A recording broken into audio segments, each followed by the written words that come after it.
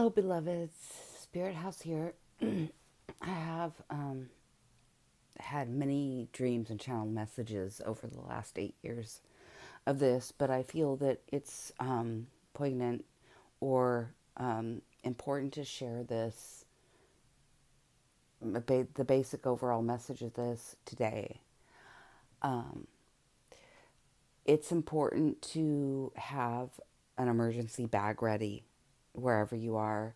Um, Things like, batteries are great. They'll only last so long, but it could get you through for a while.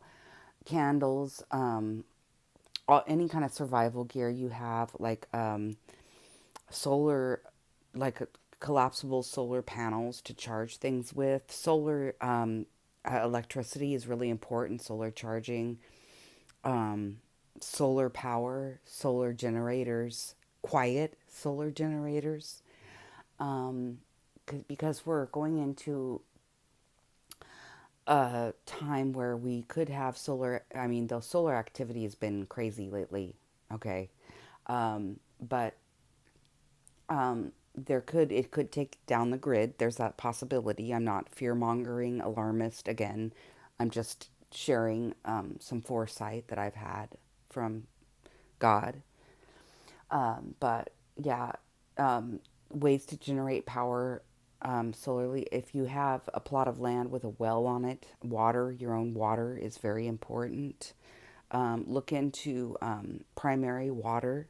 Google primary water. That's like you have to drill further for that, but that's important. It's really important in the future.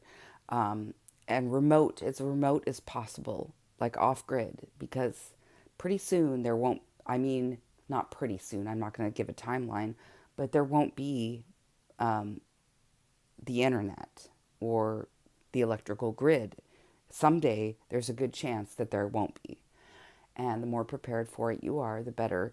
But for your bug out bag, or your emergency bag, I would recommend a solar charging as well as electrical charged emergency radio that has jacks for your devices and everything. Um, Anything solar you can get that can charge through the sun is great. Um, it's uh, well, I'm not going to talk about weapons because, that's a whole other thing and I don't want the backlash from that. But just even like bow and arrow, learn how to protect yourself. Self defense is a good thing. Um, Gasoline, vehicles.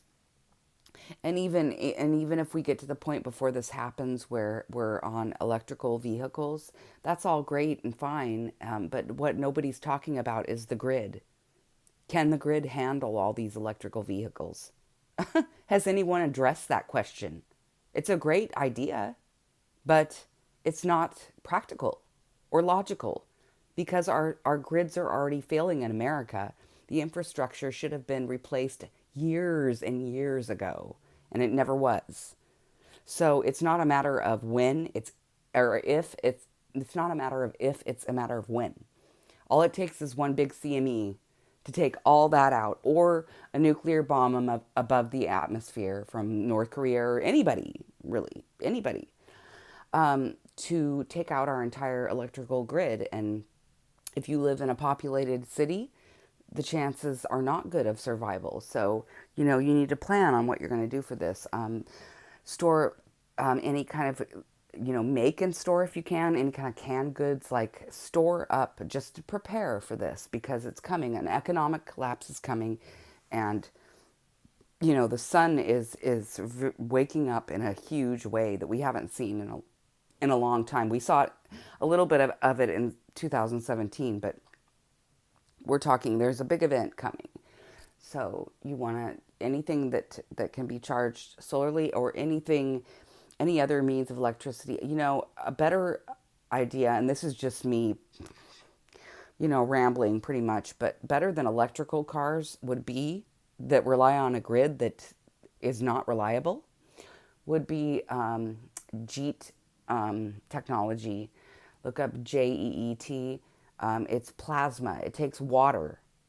Engines can run off of water. Generators can run off of water and make and create plasma, and it's actually cleans the air. The air that comes in through the intake and goes out, that the exhaust from it actually is cleaner than the air outside. Okay? So look into JEET technology. The government, all kinds of powers, tried to shut this guy down. They put him in a mental insane or asylum, and luckily his students and other people saved his blueprints and things for this. But many people have replaced or done experiments with putting it in different types of engines, cars, even hot rods. It's pretty cool. But anyway, that's a zero emission solution that doesn't rely on the electrical grid. So just let's find some solutions for this. Think personally for yourselves and your families for this kind of thing, because it's coming. It's not if, it's a matter of when. Like I said before, just bring for your bug out bag. Just plan for 3 days.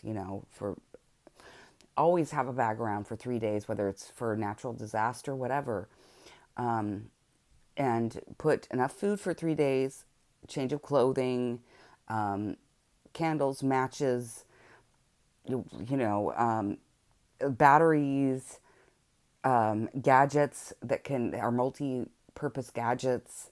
You want to plan for that. If you have some kind of compound or underground shelter, you can stock up on this stuff.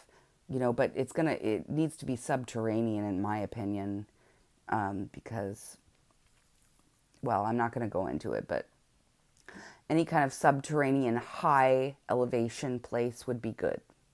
Okay, high elevation caves, subterranean. There's caves throughout the world, throughout history. I'm in archaeology. My original major in college was archaeology. And we're now discovering there's a reason why people had to go underground for years and years at a time. There's evidence of Egyptians having to go underground for up to 12,000 years, and they knew something was coming because they were heliognostics too. They followed the planets and the cycles of the planets and the sun, and they had the foresight, just like Göbekli Tepe tried to convey in the carvings on the stones there, and many different cultures. The Sumerians, the ancient Sumerians. Although the planetary alignments were different and the amount of planets, there's a lot of evidence. If you look at Thunderbolts Project, which I would recommend, Thunderbolts Project, is that there were, that Venus was a crazy comet that was out of control at one point, okay? And I believe, I apply to the Electric Universe model, and a lot of the scholars that contribute to Thunderbolts Project, I know to be truth, because it's been confirmed by the divine. But they also have something fascinating there too, called Sapphire Project, Safire. If you want to check that out, that's a way to negate the half-life of all nuclear waste on Earth and turn it into regular elements. Okay, so look into that. That's a huge solution for all the nuclear waste on the Earth. Okay, that may not be why it was created, but that's, to me, a miracle. I mean, it's one of the best innovations in the last 100 years, as far as I'm concerned. So check that out if you want to as well. I'm sorry, I digress. But just be prepared for an emergency. I think it's good, and plan for you and your family. I love you all, and I'll talk to you on the next video.